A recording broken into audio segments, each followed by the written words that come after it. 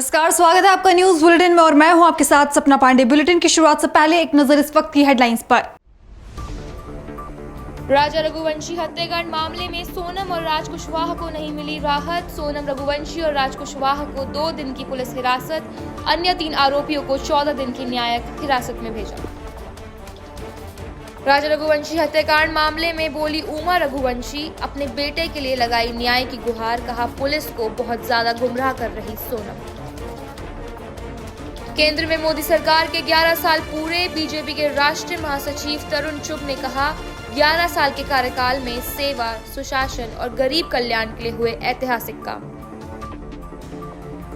मध्य प्रदेश में दबंगों के हौसले हुए बुलंद। एक युवक के साथ की जमकर मारपीट, पुलिस ने भी दर्ज नहीं की रिपोर्ट। दरभंगा में एक दुकान में लगी भीषण आग की चपेट में आकर 5 दुकानें जलकर राख। कड़ी मशक्कत के बाद पाया आग पर काबू। चलिए अब रुक करते हैं खबरों की ओर। मेघालय में शिलांग की जिला सत्र अदालत ने राजा रघुवंशी हत्याकांड मामले में सोनम रघुवंशी और राज कुशवाहा को 2 दिन की पुलिस हिरासत में भेज दिया है। तो वहीं वकील तुषार चंदा ने कहा कि 3 अन्य आरोपी आकाश राजपूत, विशाल राजपूत चौहान और आनंद को 14 दिन की न्यायिक हिरासत में भेजा है। इसके साथ ही ईस्ट खासी हिल्स में एसपी विवेक सिंह ने कहा कि हमने 2 दिन की पुलिस रिमांड मांगी है क्योंकि हमारी टीम अभी भी इंदौर में है।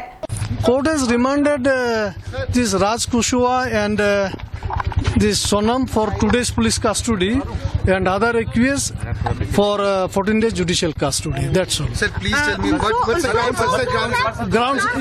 This is under investigation. Sorry. I cannot give any statement which is under investigation. Sorry. So we asked for 2 days. We've only finished 8 days of judicial custody, of police custody, and we asked for 2 days police custody because our team is still there in Indore. We need to develop more things, and as and when we get more inputs from them, then we can question these people. After we actually have got their statements and the examination of these people, then we'll do analysis. That's why we've taken only 2 days. And if required, we will take more. So that's why we've reserved the rest of the days. The rest have been sent for judicial custody. But after we have done our work with Sonam and Raj, then probably we'll revert back to the other 3 and ask for police custody again, because much needs to be done also on the reconstruction bit. So the reason for sending them to judicial custody, that you are happy with the investigation into the 3? No, the investigation is in progress, but something we need to do more on that front. And most probably SIT will be taking police remand later for them. So what about the Sonam phones? Did police recover the phones? See, we have not recovered the phone. We have, she had 3 phones and 2 phones destroyed and thrown. And 1 phone, our team is still looking for it, where it is. Because we believe the phone and the jewellery, which actually Sonam had taken from there and which was not found in the flat, has probably been whisked away to some other place. So reports are coming that one particular bag has been seen with Sonam, a black colored bag, where she was taking a thing from this Shillong to Indore. She was taking. So any update or on this, sir?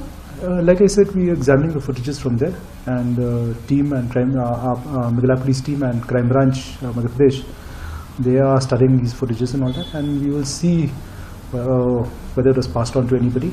But it is a fact that all things in that flat have been taken away and that flat has been left clean.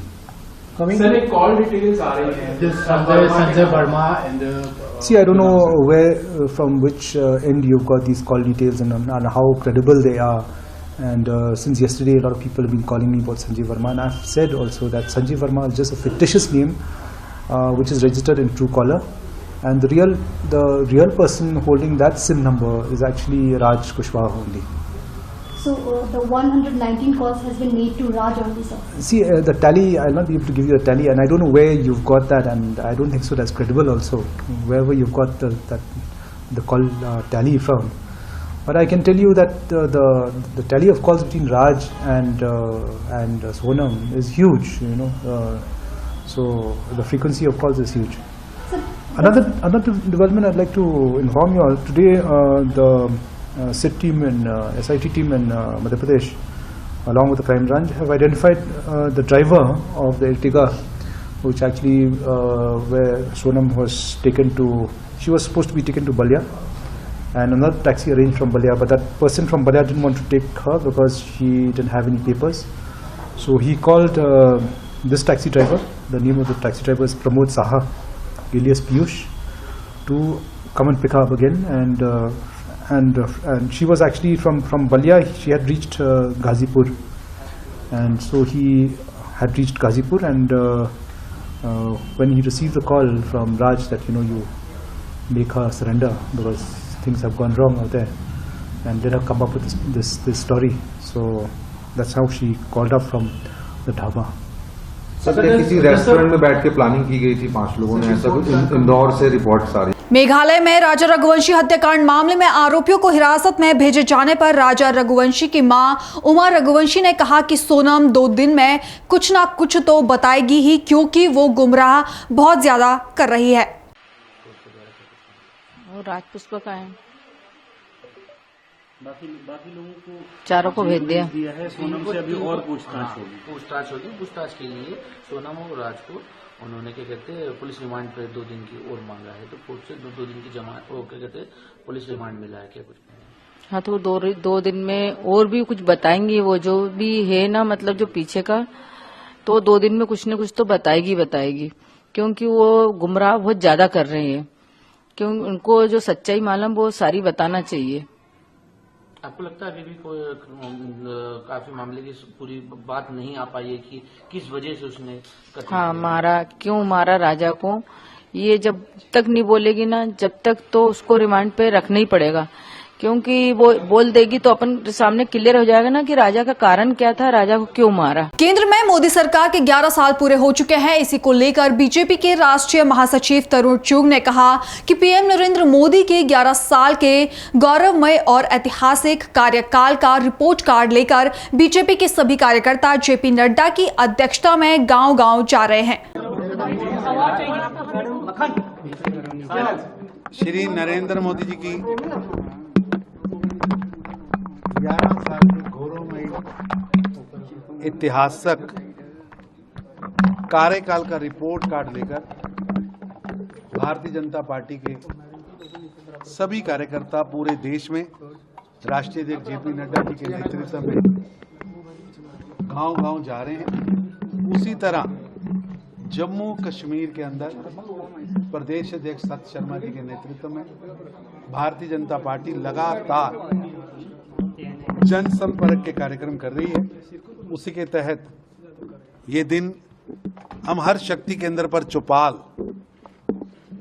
के कार्यक्रम कर रहे हैं, और मैं अभी चौपाल के कार्यक्रमों से होकर आया हूं।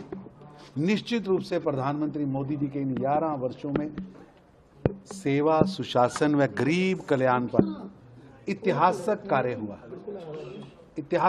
हुआ है।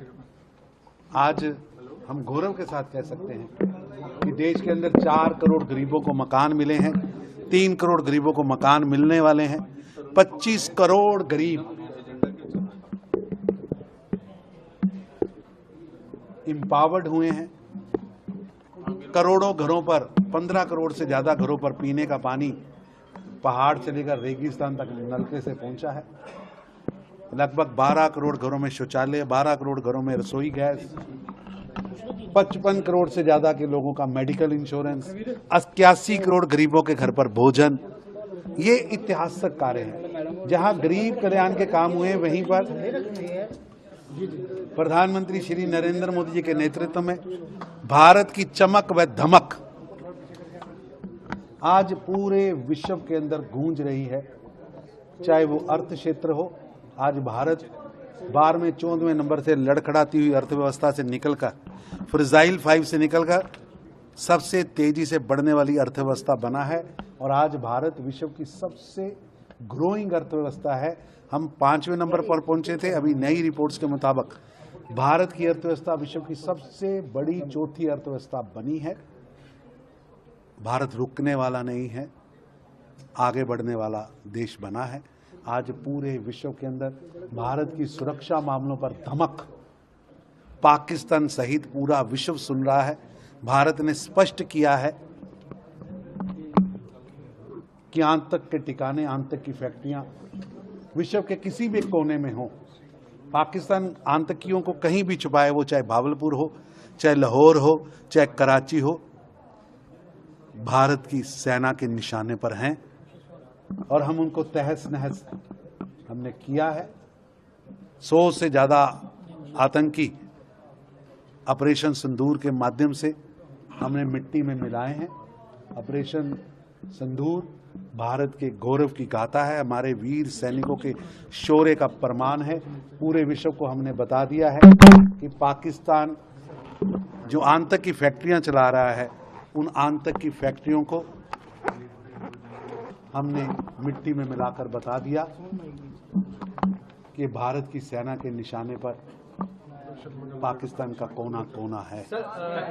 मध्य प्रदेश में लाडली बहन योजना पर मुख्यमंत्री मोहन यादव ने बयान दिया है। उन्होंने कहा कि हमारे जिले के अंदर अलग अलग निर्माण कार्यों के लगभग 267 करोड़ से ज्यादा कामों के लोकार्पण और भूमि पूजन का कार्यक्रम हुआ है। लोकार्पण भूमि पूजन का कार्यक्रम बड़वा में आज बेड़िया नामक स्थान पर हमने ये पूरा कार्यक्रम संपन्न किया। मैं बेड़िया आने के लिए बाय रोड रास्ते भर किसानों से, मित्रों से, प्रदेशवासियों से मिलते हुए लगभग 4 घंटे की यात्रा करके पहुंचा हूं। मुझे इस बात की प्रसन्नता है कि जिस प्रकार से यहाँ हमारी पार्टी के प्रति, सरकार के प्रति किसानों ने, युवाओं ने, महिलाओं ने, सभी प्रकार के वर्गों ने उत्साह उमंग के साथ जो स्वागत किया है, मैं धन्यवाद भी देता हूं। और इस अवसर पर कई प्रकार के विकास कार्यों की लगभग 150 करोड़ के नए कामों की हमारे द्वारा घोषणा भी की गई है। इसी स्थान पर शांतिपनी विद्यालय हमारा जो खरगोन में बना, उसका लोकार्पण भी हुआ। महेश्वर के माननीय विधायक राजकुमार मेरू जी, खरगोन के विधायक माननीय बालकृष्ण पाटीदार जी, हमारी विधायक श्रीमती छाया मोरे जी इत्यादि स्थान के निर्माण कार्य, अलग कोई बिजली के, कोई सड़क के, अलग अलग निर्माण कार्यों के, कोई इरिगेशन के डिपार्टमेंट के, जिसमें विभिन्न प्रकार के किसानों को सिंचाई की सुविधा मिलेगी, वो सारी सौगातें देने का हमारे द्वारा प्रयास किया गया है। साथ ही साथ लाडली बहनाओं के लिए आगामी सावन महीने में 250 रुपये की अलग से किस्त देने के लिए हमने घोषणा की है। दिवाली से प्रति बहन भाई दूज के साथ 1500 रुपये महीना हमारी सरकार के द्वारा हमारी बहनों के खाते में चालू होगा। अर्थात इस तरह से अक्टूबर से 1500 रुपये महीने की इंस्टॉलमेंट दिवाली के अवसर पर बहनों को प्रारंभ होगी। इसी प्रकार से 27, 26, 28 तक जो हमारी घोषणा है 3000 तक की, वो निश्चित रूप से पूरी होगी।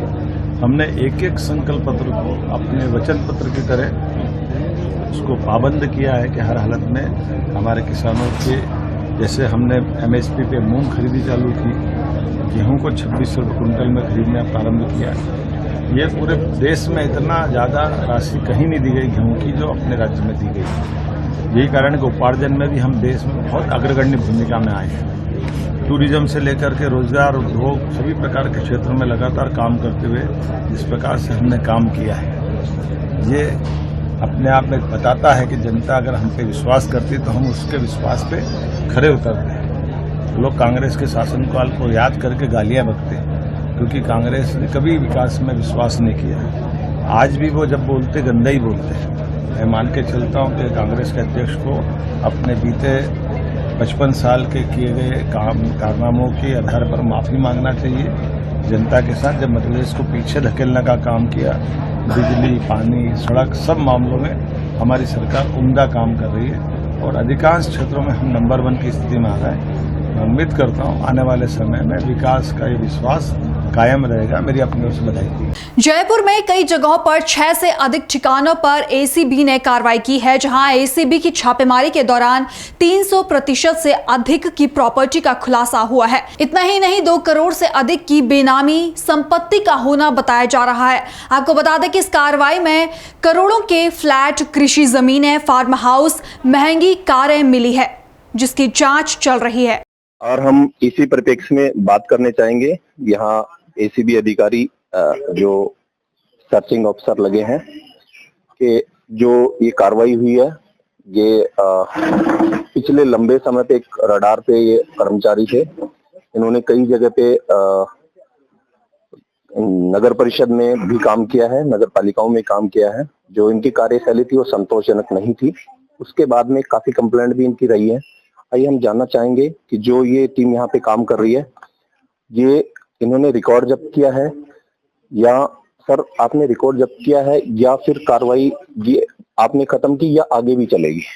देखो, ये अभी श्रीमान डीजीपी साहब के आदेश पर भ्रष्टाचार के विरुद्ध जीरो टॉलरेंस की नीति पर कार्रवाई की जा रही है और इसमें अभी ज्यादा कुछ कहना अभी उचित नहीं है। ये कार्रवाई अभी बहुत आगे तक रहेगी। अभी तो हम यहाँ एक ऑफिस में आके जो कार्रवाई की है वो एक अपने स्तर पे है। बाकी और जगह अभी सर्चिंग चल रही है, वहां से क्या आता है उसके मुताबिक फिर आगे जो भी है वो कार्रवाई की जाएगी। एक यहाँ पे फतेह सिंह मीना, धर्मपाल जाट, एक और करके एक ये है। ये जहां भी जाते थे इनके साथ में एक पूरी गैंग है। वो एक हम जिसको शाब्दिक शब्दों में कहें एक लुटेरी गैंग है जिसमें जेईएन, अकाउंटेंट और बाबू ये सब शामिल होते हैं। उनकी भूमिका बहुत ज्यादा संदिग्ध है। इसके लिए भी आप कोई रोड मैप तैयार करेंगे? जी, ये अनुसंधान अधिकारी बता पाएंगे। एक्चुअली में क्या है, इस संबंध में अभी अनुसंधान अधिकारी पूर्ण रूप से कुछ स्पष्ट कह सकते हैं। तो ये जो कार्रवाई चल रही है ये कितने ठिकानों पे चल रही है और कब से चल रही है? ये लगभग 7-8 जगह है और कई इनके जो सहयोगी उनके ठिकानों पे भी की गई है और अभी सर्चिंग जारी है और जैसे जैसे कुछ आगे कुछ नया मिलता है उस पर फिर और आगे कार्रवाई की जाएगी। जो एक जनरल आपको सर्चिंग में जो आपका अनुभव रहा है उसमें कहीं ना कहीं कुछ चीजें एक आपके देती इस वक्त? हाँ, तब भी तो इस तरह की कार्रवाइयों में आगे मतलब प्रभावी हो सकती है और लगभग लगता है कि भाई कुछ आय से अधिक अर्जित किया है तभी जाके इस तरह की चीजों को कह पाना ठीक रहेगा। तो ये थे हमारे साथ एसीबी अधिकारी। इनका कहना है कि जांच चल रही है और जांच पूरे प्रभावी तरीके से और कड़े तरीके से चल रही है। जो लोग इनके साथ शामिल हैं, जो बड़े मगरमच्छ हैं वो भी नहीं बचेंगे। जिन लोगों ने रेवेन्यू का, सरकार का, पब्लिक के पैसे का नुकसान किया है वो कहीं ना कहीं एक कठोरतम ढंग से इन पे कार्रवाई अमल में ली जाएगी। यहाँ नगर पालिका पावटा प्रागपुरा में ये जो कार्रवाई चल रही है ये कार्रवाई सुबह से चल रही है और जो इनके ऊपर जो प्रभावी कार्रवाई है वो इनके संदिग्ध 6-7-8 ठिकाने हैं और ये ठिकाने बढ़ भी सकते हैं। और जो कार्रवाई में जो टीमें लगी हैं इनका कहना है कि कहीं ना कहीं बहुत ज्यादा संदिग्ध है और आय से अधिक संपत्ति का होना तो तय है, लेकिन इन्होंने जो काम किया है वो भी कहीं बहुत अधिक है। पिछले समय में कोटपुतली में इन्होंने कस्टोडियन जमीन को भी बिना राज्य सरकार की परमिशन के या बिना नोटिफिकेशन के इन्होंने भूमि संपरिवर्तित किया है। बहुत से कारनामे ऐसे हैं जो परत दर परत खुलते रहेंगे और इसे पब्लिक की, पावटा की पब्लिक की, कोटपुतली की पब्लिक की और जहां जहां इन्होंने भ्रष्टाचार किया वहां की पब्लिक की एक बहुत बड़ी उम्मीद रहेगी कि ये लोग इन लोगों को उस कटघरे में खड़ा करें और इनके साथ में जो गैंग बनी है उस गैंग को भी अपने रडार पे ले। शायद ये जल्द ही पॉसिबल होगा। मेरे साथी सुमेर के साथ में धर्मवीर यादव, पावटा, जयपुर। मध्य प्रदेश के तेंदुखेड़ा में दबंगों के हौसले लगातार बुलंद होते जा रहे हैं, जहां अहिरवार समाज के गरीब के साथ दबंग ने जमकर मारपीट की। इतना ही नहीं, दबंगाई दिखाते हुए सौरभ जैन ने पीड़ित से काफी पैसे भी लिए, जिसके बाद पीड़ित न्याय की गुहार लगाता हुआ एसपी ऑफिस पहुंचा और अपने लिए इंसाफ मांगा। क्या नाम है आपका? गुड्डा अहिरवार। कहाँ से आए हैं आप? हम तेंदुखेड़ा वार्ड नंबर 9 भटक। क्या घटना है? हमारे साथ मारपीट की सौरभ जैन ने बेरहमी से मारा, पटक के। हमारा विवाद गाड़ी पर था। गाड़ी के कागज़ मांगने पर हमने इनसे बोली भैया हमको कागज़ दे दो। चल रहे हमारे पैसा पूरे चुकाओगे, जब कागज़ देंगे तो हमने हमारी बात की 30 तारीख को पैसे देंगे। आप हमसे पहले से क्यों कागज़ मांगने वो पैसा मांगने लगे? मुझे कहते नहीं वो कुछ नहीं होता, हमको पैसा पूरा चाहिए तो गाड़ी की चाबी देंगे, नहीं तो हम नहीं देंगे। तो हमने भैया ये चाबी हमारे घर से गाड़ी उठाओ और हमारे पैसा वापस करो। ये कहने लगे हम पैसा वापस नहीं करेंगे तुम्हारा, ये तो बयाना में गए। तो हमने कहा ऐसा नहीं होगा, हम गाड़ी चलाएँगे। हमने कहा रखने के लिए थोड़ी ना ली। इसके बाद हम अपने घर से काम पे चले गए। काम पे गए, शाम को हम जब घर लौटे तो हमारे घर पे गाड़ी नहीं थी। दोनों लड़के नहीं थे। तो हमने अपनी बाइक को आके डांटा कि क्यों बच्चे इतने भी वो हो गए कि हमसे नहीं पूछ रहे गाड़ी कहाँ गई, कहीं वो तो पाटन गई। तो हमने फ़ोन लगाया हमारे बच्चों को, तो इसने कहा गाड़ी नहीं आएगी यहाँ जब तक हम नहीं कहेंगे। तो इस तरह से हम अपने बाल बच्चों को गाली गलौज कर रहे थे। ये बाहर 2 लड़के खड़े थे, तो इसकी माँ निकली, कहने लगी जा मार छतरी के बंदे का चमड़ा के तो बहुत ज़्यादा बड़बड़ बताओ तो दारू पूरी तरह। तो इसने तुरंत फ़ोन लगा और फ़ोन लगा 10, 12, 15 लौंडे बुलाए, तो हमको सीधा हाथ पकड़े घसीट और इतना मारा कि हमारा पूरा शरीर बिल्कुल इन्हें चूर काट दिया। घटना किस तारीख की है? घटना है हमारी 14 तारीख रात 9:30 बजे। अच्छा। फिर हम इसके बाद थाना गए तो हम तो बेहोशी में थे। हमारे बाल बच्चे हमको गाड़ी में डाल के ले गए। वहाँ पुलिस के पास हमारा लड़का और हमारी घरवाली गई, तो जो पुलिस वाले बोले जाओ अभी नहीं सुनेंगे, हम सभी देखेंगे। तो इन्होंने कहा कि आप देखो, तो हम बेहोश लेके आए हैं। कहले तो हम तुम्हारे का ठेका लाए हैं कि हम उधर रोड पर जहाँ देखने जाओ, तुम जहाँ देखा कर लो। फिर हम अस्पताल ले गए हमारे बाल बच्चे, वहाँ हमारा इलाज हुआ। 2 घंटे हम भर्ती हुए। भर्ती होने के बाद हमको इलाज पर्ची दी। दूसरे दिन हम थाने लेके गए, ओरिजिनल पर्ची हमारी TI साहब ने रख ली। बोले जब तक सौरभ जैन नहीं आए, जब तक तुम्हारी रिपोर्ट नहीं लिखी जाएगी। हम 2 बजे से बैठे 8 बज गए। 8 बजे सौरभ जैन आया। सौरभ जैन ने आके वहाँ जो भी जैसा हो गया हो इनका भीतर, तो बोले कि काम करो, एक नेता साथ में लेके आए। तो उनसे हमें जोर दबाव दे के कहने लगे तुम राजीनामा कर ले। एक घर में साइन करके दारू पिया था, वो बोलो तेरी माँ का चूत, अभी तो तेरा कान फूटे, हम तेरे फोन भी फूट डालेंगे, तो कोई कुछ नहीं होगा, समझौता कर। और आज के बाद दोबारा तेरी सुनने मिली तो इस पर लठ मारूंगा और मुकदमा बना के तेरे को जेल दे दूँगा।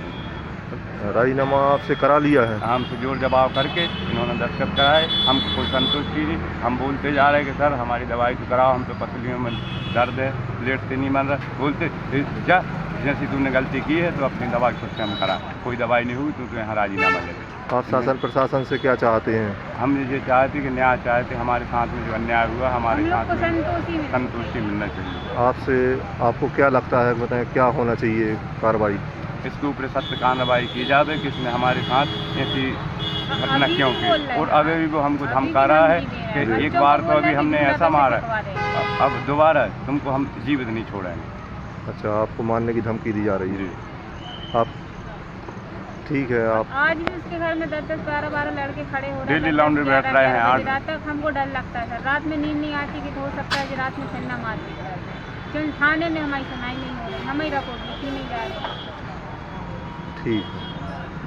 राजस्थान सरकार में मंत्री किरोड़ी लाल मीणा ने उदयपुर में फॉस्फेट फैक्ट्री का औचक निरीक्षण किया, जिसके बाद मंत्री डॉक्टर किरोड़ी लाल ने कहा कि हमारे व्यापारियों को लेकर कोई दुर्भावना नहीं है, हम किसी व्यापारी के खिलाफ नहीं है। इसका नाम है पटेल फॉस्केम लिमिटेड। तो हमको शिकायत मिल रही थी इस सहित अनेक दूसरे प्लांट्स की कि जो अपना SSP बनाया जा रहा है, जिसको सरकार प्रमोट कर रही है, 50 किलो के बैग पर इनको 388 रुपये की सब्सिडी भारत सरकार देती है। भारत सरकार इसलिए कि ये DAP का अल्टरनेटिव बने। लेकिन इसकी घटिया की शिकायत मिली है, जिसमें सल्फ्यूरिक एसिड का वो टैंक खड़ा है, वो होना चाहिए 98%। वो 65-70% का ही खरीदते हैं, वो महंगा मिलता है। इसलिए वो जो हमको जानकारी मिली, जांच का विषय, उसका सैंपल लेंगे। ऐसे ही जो ये रॉक फॉस्फेट है वो भी घटिया क्वालिटी का है। ये कहते हैं हमसे जॉर्डन से इम्पोर्ट करते हैं, तो हम इनके कागज़ देखेंगे जॉर्डन से इम्पोर्ट होता है क्या, वो घटिया यूज करते हैं। तो इनका एक सैंपल ये लिया गया 12/5/2025 को। ये मिलना चाहिए था 14.5%, जबकि मिला 8.11%। ऐसे ही एक लिया गया 14/5/2025 को, जिसमें मिलना चाहिए था 14.5%, मिला है 6.36%। ऐसे ही एक सैंपल लिया गया 30/4/2025 को, मिलना चाहिए तो 14.5, मिला है 7.2% में। इट मीन्स ये घटिया है, ये किसान के काम का नहीं है। और ये एक हमारे पास इंफॉर्मेशन है जिसमें पेरीफ्री में, मतलब यहाँ से जाने के बाद जो सैंपल लिए गए करीबन 632, उसमें 15 इनके अमानक पाए गए हैं। तो अमानक के हिसाब से इनके 30,000 बैग होते हैं, उस 30,000 बैग की सब्सिडी हो गई 1 करोड़। तो हम इनसे ये पूछ रहे हैं कि वो 30,000 बैग जो कंडम है वो कहाँ है, हमें बता दो, किस किस KVSS पे, किस किस GSS पे, ये इनका जवाब देंगे क्योंकि गुणवत्ता उनकी प्रॉपर नहीं है। एक ये जो आपने कागज दिया है 8 सैंपल ये हैं जो अमानक पाए गए। तो अमानक मीन्स कोई काम का खाद किसान को नहीं दिया जा रहा। हमारा इन सब जो व्यापारी हैं खाद तैयार करने वाले SSP, हमारी कोई दुर्भावना इनके साथ नहीं है, हम कोई व्यापारी के खिलाफ नहीं है। हम तो व्यापार को प्रमोट करने की दृष्टि से सरकार इनको 388 रुपये दे रही है 1 बैग पर। हम इनको प्रमोट करना चाहते हैं, हम मजबूत करना चाहते हैं ताकि हमारे देश का SSP ज़्यादा से ज़्यादा किसानों को बीच में मिले और DAP का अल्टरनेटिव तैयार तो इम्पोर्ट होता है, इम्पोर्ट होता है। हमारा DAP इम्पोर्ट होता है ज़्यादातर, और ये अपन इसको खुद क्या तैयार कर रहे हैं अपने देश में।